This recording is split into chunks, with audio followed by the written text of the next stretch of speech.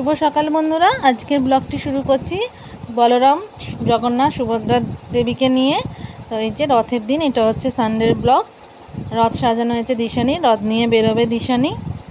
তো চলুন দেখি দিশানিকেও রেডি করে দিই। এই যে দিশানিও রেডি হয়ে বেরিয়েছে রথ নিয়ে। ও রথ অনুযায়ী ঠাকুরগুলো খুব বড় বড় হয়ে গেছে, কিন্তু এবছর আর ওকে রথ কিনে দিইনি, এবছর ওই ছোটো রথ নিয়েই বেরিয়েছে। এবং আমাদের ঘরে আর একটা জগন্নাথ ছিলেন, তার তিনি এই রথে বিরাজমান। তো দেখি কতটা হেঁটে হেঁটে যেতে পারে, কারণ উনি তো বেশি হাঁটেন না। আর ওনার কাজ দেখুন, উল্টো দিকে রথের দড়ি ধরে টানছে। এবার উল্টো দিকে যে কোনো মুহূর্তে তো নিজে যে পড়ে যাবে সেই জ্ঞানটুকু ওনার নেই। কতটা হাঁটবে দেখা যাক, তারপরে আমরা দেখি কি ব্যবস্থা নেওয়া যায়। আমাদের গন্তব্য হচ্ছে ওর মামার বাড়ি। আমাদের বাড়ি থেকে ওর মামার বাড়ি বাইকে 10 মিনিটের মতো লাগে।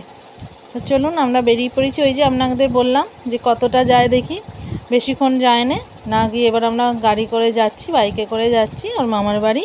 ওখানে গিয়ে ওর দাদা মানে আমার ভাইপো, সেও রথ নিয়ে বেরোবে। তো দুজনে একসাথে রথ টানবে। আর এই যে একটা হচ্ছে প্রিয় বাড়ির রথ, আমাদের এখানে একটি বিখ্যাত রথ। এর চারদিকে রথের মেলা বসে, জিলিপি, পাঁপড় ভাজা, নানা ধরনের মিষ্টি, চারদিকে রাস্তার দুই পাশারই মেলাটা বসে। আর এই যে রথটা এখন সাজানো হচ্ছে, রথ টানা এখনও হয়নি, আমরা বোধহয় খুব তাড়াতাড়ি বেরিয়ে পড়েছি। আর এই যে এসে আমরা একটা মন্দিরে এসেছি, আর এখানে আমার ভাইপো মানে আমার মেয়ের দাদা ভাই, সেও এসে পড়েছে। যে দুজনের দুটো রথ। আর এটা হচ্ছে আমাদের পাড়ারই একটা মন্দির। সব রথগুলো এসে এই রাধা মাধবের কাছে, রাধাকৃষ্ণের কাছে খানিকক্ষণ দেখা করে, তারপরে যে যার গন্তব্যে আবার যায়। এই রথটা দেখে খুব পছন্দ হয়েছে, দেখুন কি সুন্দর সাজিয়েছে, বেশ অপূর্ব দেখতে লাগছে রথটাকে, সেই জন্য একটু ভিডিও করে নিলাম।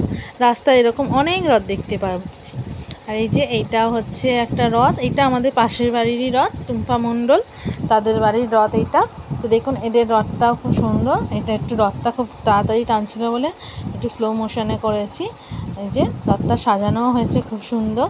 আর আগে আমরা না এই রথটাকে নিয়েই সবাই মিলে বেরোতাম, যখন মানে আমরা বড় হয়ে গেছি, কিন্তু আর ছোটো কেউ বাড়িতে ছিল না যে রথ নিয়ে বেরোবে। তো এই রথটাকে নিয়েই আমরা তখন সবাই বেরোতাম। এই রথটা কিন্তু অনেক দিনের, প্রতি বছর যত্ন করে এরা তুলে রেখে দেয়, আবার রং করে সাজিয়ে জগন্নাথ দেবকে নিয়ে বের হয়। তো চলুন এদের রথটা দেখা হয়ে গেছে, এবার দেখি আর কোনো রথ রাস্তায় পড়ে কি।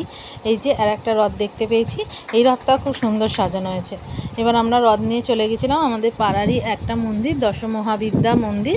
এখানে মায়ের 10টি রূপ বিরাজমান, দেখুন খুব সুন্দর। আর এটি খুব জাগ্রত মন্দির আমাদের এখানে। এখানে মায়ের 10 রূপ কালী, তারা, ষোড়শী, ভুবনেশ্বরী, ভৈরবী, ছিন্নমস্তা, ধূমাবতী, বগলা, মাতঙ্গিনী, কমলা। কালী, তারা, ষোড়শী, ভুবনেশ্বরী, ভৈরবী, ছিন্নমস্তা, ধূমাবতী, বগলা, মাতঙ্গিনী, কমলা।